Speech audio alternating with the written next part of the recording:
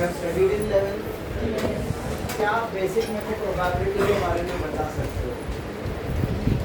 Anyone जितना आता है, you can raise your hand and answer. Probability मतलब चांसेस, ओके. और कुछ प्रोबेबिलिटी किसकी फाइंड करते हैं हम लोग? कोई इवेंट की. ओके. और सबसे पहले हमको प्रोबेबिलिटी फाइंड करना है तो क्या परफॉर्म होना चाहिए? कोई तो random experiment. What is an random experiment? 10th standard में आपने पढ़ा था fair coin is tossed. Fair word नहीं बोला रहेगा, 10th में खाली बोलते हैं 1 coin is tossed, 2 coins, 3 coins. 4 नहीं देखा था, आज मैं 4 भी दिखाऊंगा आपको. 4 coins are tossed, 1 die is thrown. Cards भी किए रहेंगे आप, बरोबर. तो these all experiments you have performed in standard 10. तो जैसे ही एक इवेंट परफॉर्म होता है, एक एक्सपेरिमेंट परफॉर्म होता है, तो ऑब्वियसली जब आपने कॉलेज में भी देखा रहेगा, फिर वो फिजिक्स के प्रैक्टिकल हो या केमिस्ट्री के प्रैक्टिकल हो, तो जब आप एक्सपेरिमेंट परफॉर्म करते हो you get some outcome, result. But जब हम लोग प्रोबेबिलिटी की बात करते हैं तो यहाँ कोई फिक्स्ड आउटकम नहीं रहता है. Here you have to write all the possibilities. You have to write all the possibilities. जैसे अगर मैं कहता हूँ a die is thrown, कितने die बोल रहा हूँ थ्रो करने? तो आप सबको मालूम है जब हम die थ्रो कर देंगे तो die के अपर मोस्ट फेस पे क्या आएगा? नंबर. कौन सा आएगा? पूछ क्या रहा हूँ, पहले आप क्वेश्चन समझो. क्या आएगा? कौन सा? किसी को नहीं पता है. कोई गैसी मतलब एग्जैक्ट आंसर कोई भी बता क्या आ सकता है? तो आप पहले आंसर दे देते, दैट वाज रॉन्ग. मैंने आपको बोला था क्या आएगा, तो वो तो कोई बता. बट क्या आ सकता है? 1 2 3 4 5 6 गारंटी है. 6 में से कोई तो. बट क्या आएगा वो हम पहले से प्रेडिक्ट. इसके लिए प्रोबेबिलिटी पढ़ा कर. प्रोबेबिलिटी मतलब समथिंग जिसमें you know all the possibilities, but exactly what will come that cannot be predicted in advance. So जब एक्सपेरिमेंट परफॉर्म तो ही आप बता सकते हो कि क्या आउटकम एग्जैक्टली आएगा. ओके, मैं एक एग्जांपल बेसिक पूछता हूँ आपको. मैं बोल रहा हूँ I have to find the probability of getting an odd number when a fair die is thrown. Probability of getting an when a. तो सबसे पहले कौन सा एक्सपेरिमेंट परफॉर्म हो रहा है? क्या होगा? सैंपल स्पेस 1 2 3 4 5 देखो what is end of s? 6. ये क्या हो गया हमारा? Sample space. अभी क्या चाहिए नेक्स्ट है? प्रोबेबिलिटी. किसकी? उसको बोलते हैं इवेंट. उसको बोलते हैं जिसकी probability find. That is called as an event. Let A be the event that getting an odd number. Capital A बोल रहा हूँ, तो कैपिटल A में कौन से एलिमेंट्स आएंगे? 1 3 5. एक्चुअली ऑड नंबर्स तो और होते हैं, और 5 पे क्यों रुक गए? सैंपल स्पेस में एलिमेंट्स सिर्फ 6 आते हैं. तो 1 3 5. What is n of A? 3. अभी दो चीजें मिल चुकी हैं अभी तक हमको. क्या क्या? n of s और n of a. Next step probability of a, p of a. What is formula याद है? n of s. What is n of a? n of s 3 upon 1/2 0.5. Probability की रेंज पता है? 0 to 1. Probability कभी भी negative 1 से greater. तो इतना बेसिक आपको पता है. अभी हम धीरे धीरे इस चैप्टर के डेफिनेशन पे पहुंचेंगे, but that will take time. अभी सबसे पहले जो इस चैप्टर में हमको समझना है दैट इज जो पूरे चैप्टर में एंड तक हमारा पीछा नहीं छोड़ने वाला है, ये वर्ड रैंडम, जिसको एब्रीवेट करेंगे R.V. एग्जाम में भी फुल फॉर्म लिखने की जरूरत जैसे आपको मैं बताऊंगी. R.V stands for random variable. अभी क्या है ये रैंडम वेरिएबल समझते हैं.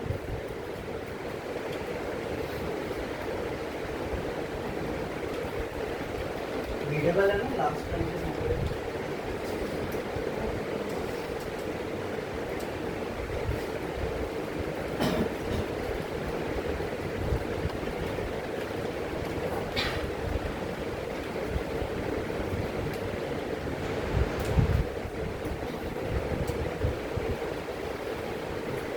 करो रीड करो क्या लिखा है मुझे?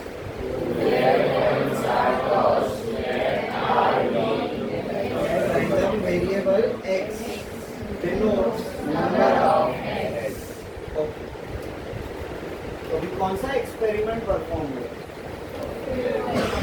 टू पेयर पॉइंट्स आर डॉट। सबको आता है सैंपल स्पेस लिखने?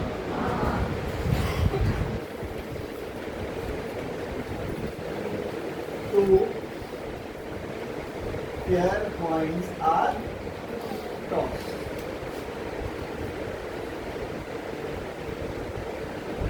कितने आउटकम्स आएंगे? 4।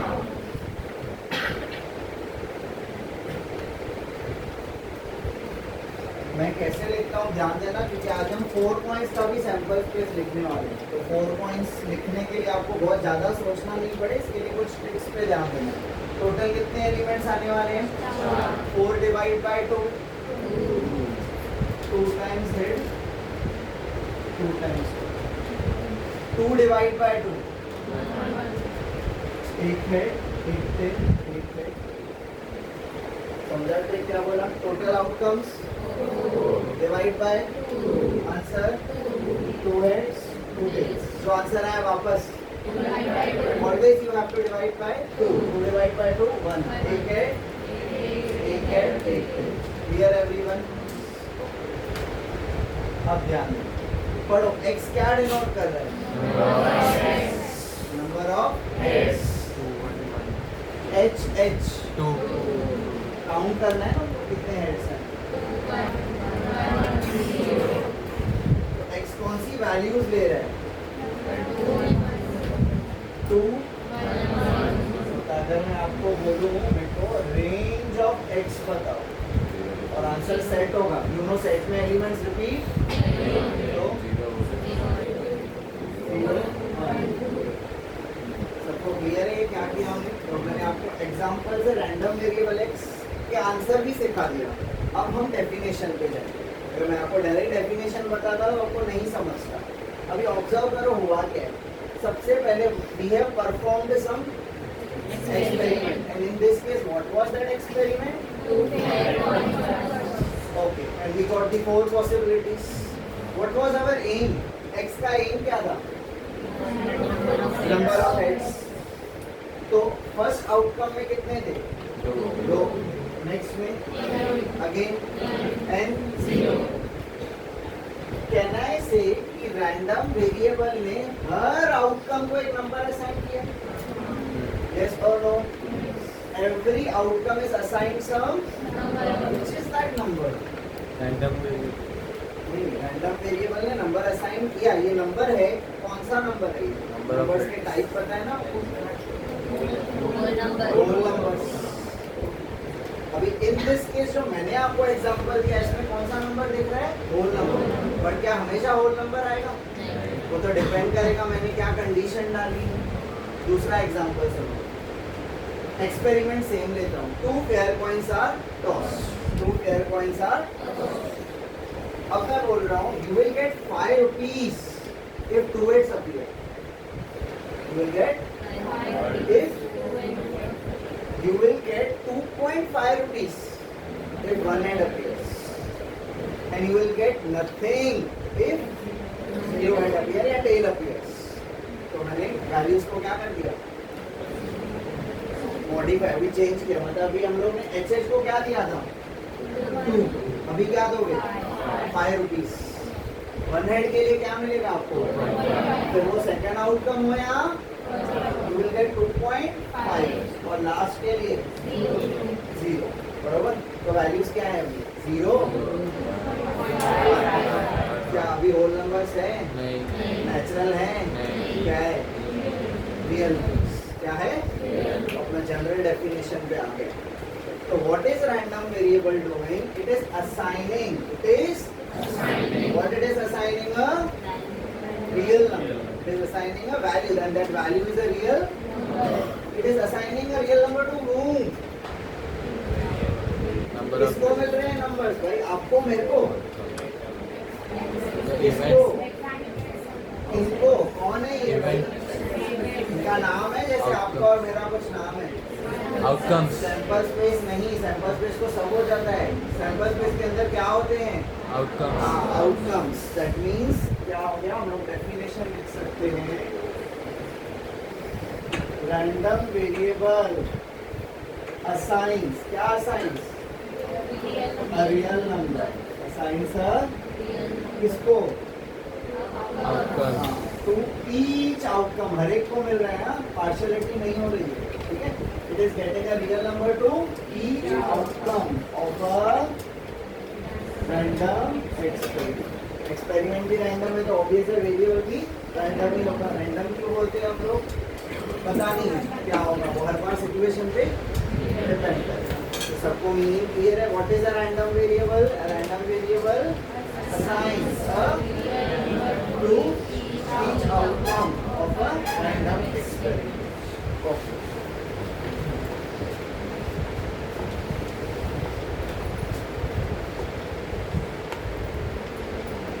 इस चैप्टर में हमको दो टाइप के क्या पढ़ने हैं. पहला होता है डिस्क्रीट रैंडम.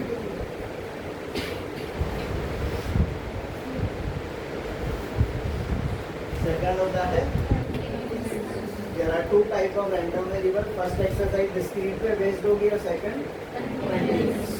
अभी हमको समझना है रैंडम वेरिएबल. तो सबको समझ में आ गया कि रैंडम वेरिएबल क्या लेने वाला है? कोई तो रियल नंबर लेने वाला है. And it will be dependent on whom. Random experiment क्या परफॉर्म हो रहा है और क्या आपको कंडीशन क्वेश्चन में गिवन है. जैसे यहाँ पे नंबर ऑफ, मैंने आपको दूसरा एग्जांपल भी बताया, 5 रुपीज मिलेंगे, 2.5 रुपीज मिलेंगे, सो ओके. तो अभी हमको दो टाइप के रैंडम वेरिएबल देखने हैं, डिस्क्रीट एंड कंटीन्यूअस.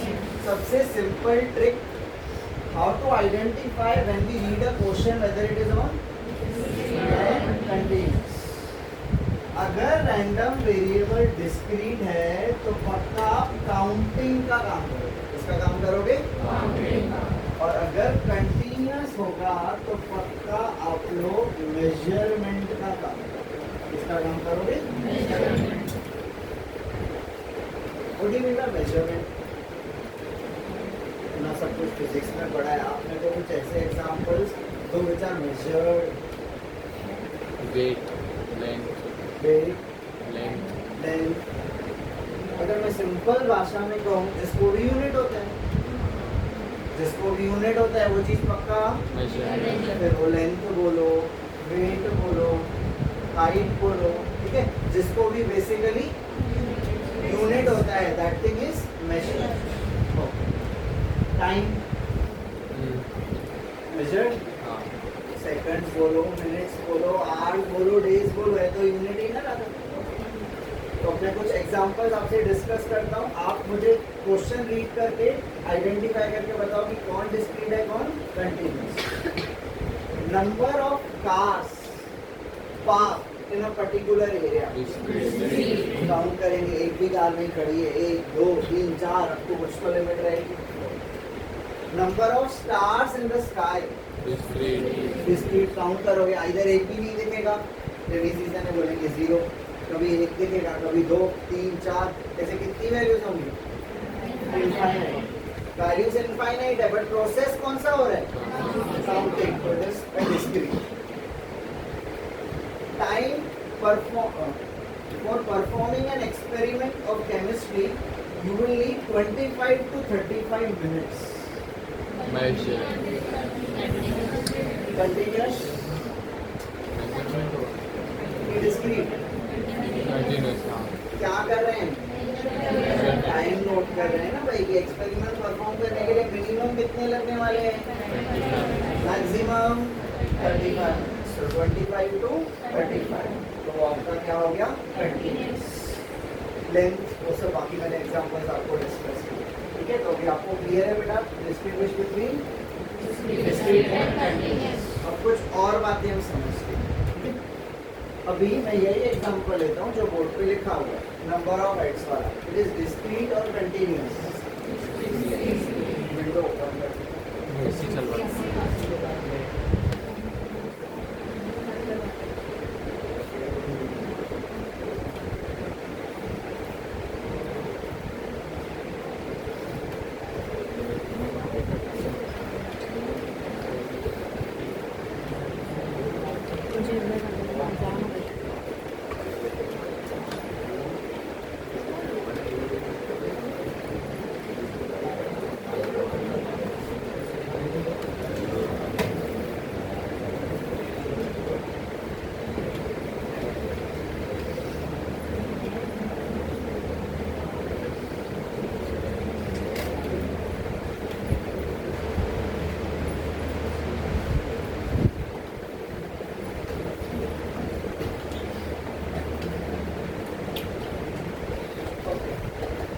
तो दो टाइप के रैंडम वेरिएबल है, discrete continuous. How to identify, वो भी ट्रिक आपको बेटा समझ में आ गई अभी। अब मैं इन डेप्थ डिस्क्रीट के बारे में भी डिस्कस करना शुरू कर रहा हूँ। जो बोर्ड पे आपके एग्जांपल दिख रहा है, जो मैंने लिखा है राजा, वो डिस्क्रीट है कि कंटीन्यूअस? डिस्क्रीट है। एक्स कौन सी वैल्यूज ले रहे हैं? 0 1 2। Do you know each and every possible value of x? Yes. Yes, 0 1 2 0.5 नहीं. पॉसिबल ही नहीं है। कैसे आधे रेट्स आएंगे क्या? नहीं। 1.5 1.777 that means values are No. Fix. होगी तो माना 0 के बाद सीधा कहाँ जाना है? 1 के बाद। तो वैसे I have to jump from one value to another value. I have to from one value to intermediate values are not allowed, not possible, they are not allowed। intermediate मतलब समझ रहे ना, दोनों के बीच। तो डिस्क्रीट का भी आपने एक न्यू पॉइंट क्या समझा कि the values are Fixed. fixed, intermediate values are we have to jump from one possible value to another possible। अब मुझे ये बताओ, the values in discrete random variable, मतलब जो सेट में बनाऊंगा वो हमेशा फाइनाइट होगा कि इनफाइनाइट भी हो सकते हैं? Infinite भी हो सकता है. जो बोर्ड पे एग्जांपल है फाइनाइट। जो मैंने नंबर ऑफ स्टार्स वाला बताया नहीं, मतलब डिस्क्रीट रैंडम वेरिएबल में जो मुझे रेंज मिलेगा, सेट मिलेगा, that there are two possibilities, it can be और it can be infinite. Clear है? अब आते हैं कंटीन्यूअस।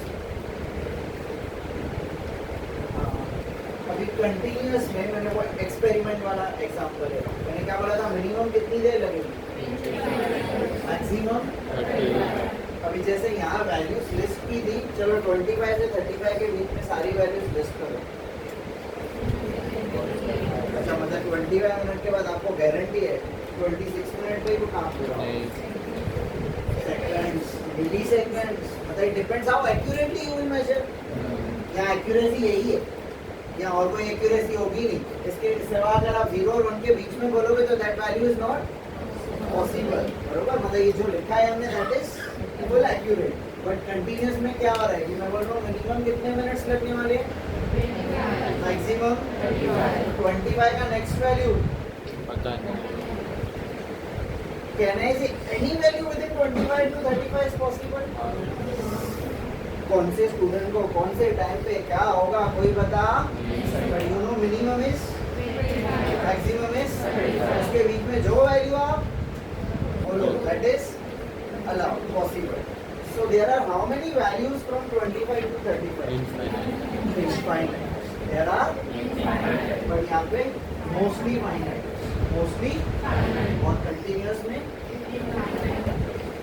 और अभी देखो यहाँ मैं रेंज लिख पा रहा था डिस्क्रीट में। रेंज मतलब ऑल पॉसिबल वैल्यूज जो रियल नंबर्स थे, बट कंटिन्यूअस में 25 मिनिमम है, मैक्सिमम उसके बीच में इनफाइनाइट। आप वैल्यूज को लिस्ट नहीं कर सकते।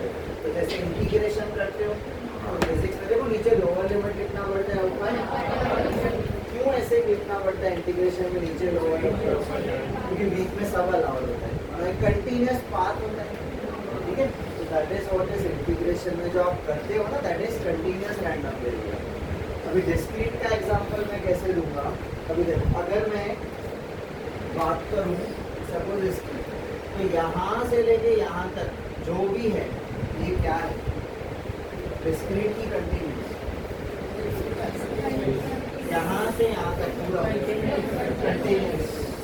पता है यहाँ से सपोज 5 सेंटीमीटर से स्टार्ट हो रहा है, 15 सेंटीमीटर पे सपोज एंड हो रहा है, उसके बीच में पूरा पाथ क्या है आपका, कंटिन्यूअस। बट अगर मैं बोलूँ आपको मुझे यहाँ से लेके यहाँ तक सबका सम ढूंढ के